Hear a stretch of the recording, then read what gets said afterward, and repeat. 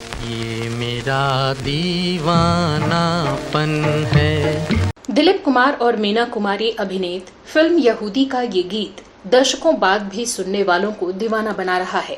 तू न पहचाने तो है ये।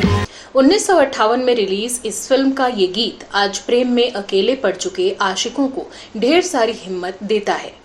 ये गीत इश्क के इनकलाब को दर्शाता है। ये मेरा दीवानापन है। प्रसिद्ध शायर शहरयार ने इस गीत को लिखकर एक तरह से इश्क का रोबीला अंदाज दर्शकों को परोसा था। शंकर जयकिशन का जादुई संगीत और मुकेश की कर्णप्रिय आवाज में ये गीत प्रेमियों के लिए एक तरह की क्रांति है। दिल को तेरी ही तमन्ना, दिल को। इस वीडियो में मैं आपकी दोस्त और होस्ट श्वेता जया इस कालजयी गीत के बनने के बारे में दिलचस्प जानकारियां देने जा रही हूं, तो आप बने रहिए हमारे साथ।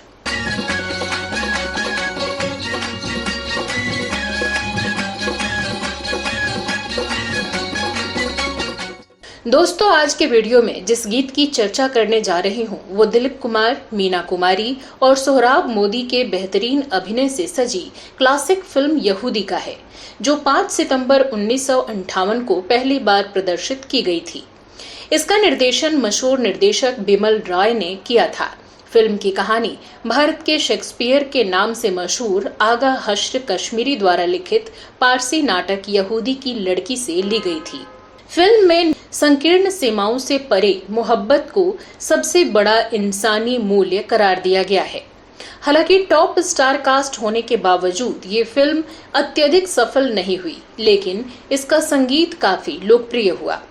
आज भी ये फिल्म शंकर जयकिशन के मधुर गीतों के लिए याद की जाती है।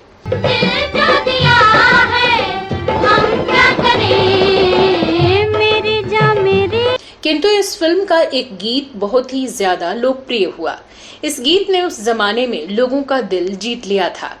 ये वही गीत था जिसके बनने के बारे में आपको दिलचस्प जानकारियां देने जा रही हूँ। इस गीत के बोल थे, ये मेरा दीवानापन है या मोहब्बत का सुरूर।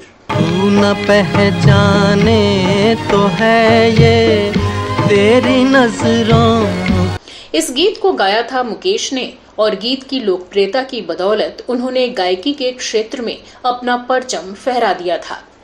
फिल्म यहूदी के इस हिट गीत के लिए गीतकार शैलेंद्र को सर्वश्रेष्ठ गीतकार का फिल्मफेयर अवार्ड मिला था। फिल्म के गीतकार शैलेंद्र के अलावा हसरत जयपुरी भी थे। फिल्म के श्रेष्ठ 6 गीत शैलेंद्र ने लिखे थे। केवल एक उदासी भरा गीत आंसू की आग लेके तेरी याद आई हसरत जयपुरी के हिस्से में आया था, जिसे श्रोताओं में कोई लोकप्रियता प्राप्त नहीं हुई। इस गीत को गाया था लता मंगेशकर ने। आंसू की आग लेके तेरी याद आई जलते हुए। हालांकि इस फिल्म में लता मंगेशकर का गाया एक गीत खूब लोकप्रिय हुआ था।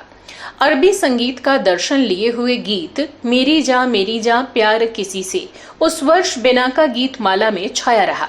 ये सुंदर गीत संगीतकार जयकिशन की रचना थी, लेकिन इसमें वही वही वही के टुकड़े को शंकर ने जोड़ा था। वही वही वही वही मेरी जा प्यार किसी। इसमें मोहम्मद रफी का गाया एक गीत था, ये दुनिया हाय हमारी ये दुनिया, जिसे शैलेंद्र ने लिखा था। ये दुनिया हाय हमारी ये दुनिया शैतानों की। लेकिन फिल्म में मुकेश का गाया हुआ गीत ही सबसे अधिक लोकप्रिय हुआ। राग भैरवी पर आधारित गीत ये मेरा दीवानापन है या मोहब्बत का सुरूर अभी तक श्रोताओं के दिल में गूंजता है। चाहे तू आए न आए हम करेंगे। कहा जाता है कि इस गीत की धुन शंकर को पलंग पर लेटे लेटे सूझी थी और उन्होंने तर्ज को आगे बढ़ाने के लिए डमी शब्द ये मेरा दीवानापन है इस्तेमाल किया, जिसे शैलेंद्र ने ज्यों का त्यों स्थापित रखा और पूरा गीत लिख डाला। ऐसे वीराने में एक दिन घुट के मर जाऊं। जिस दौर में ये फिल्म बनी उस दौर में तलत महमूद ही दिलीप कुमार के पसंदीदा गायक थे।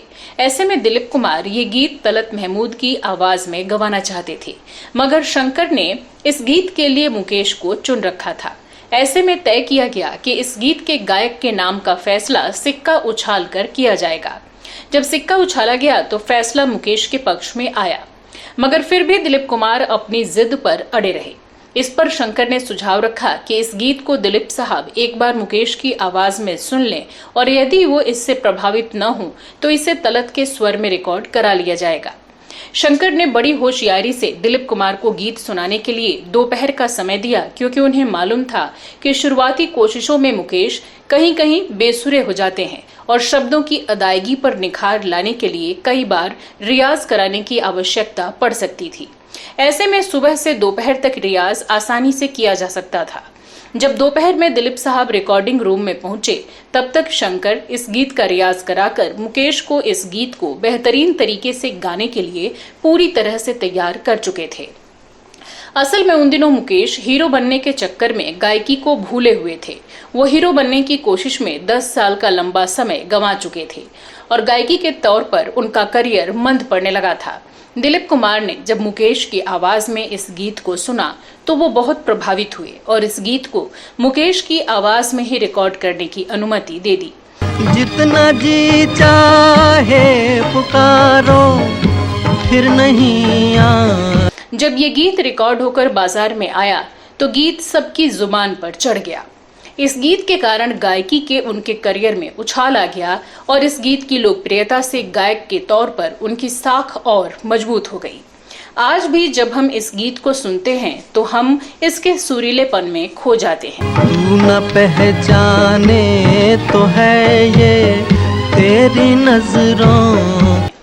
तो दोस्तों, आप इस गीत के बारे में क्या कहना चाहते हैं? ये वीडियो कैसा लगा जरूर बताएं। अगले वीडियो में मैं श्वेता जया फिल्मों, गीतों और फिल्मी हस्तियों से जुड़ी जानी अनजानी जानकारियां लेकर हाजिर हो जाऊंगी।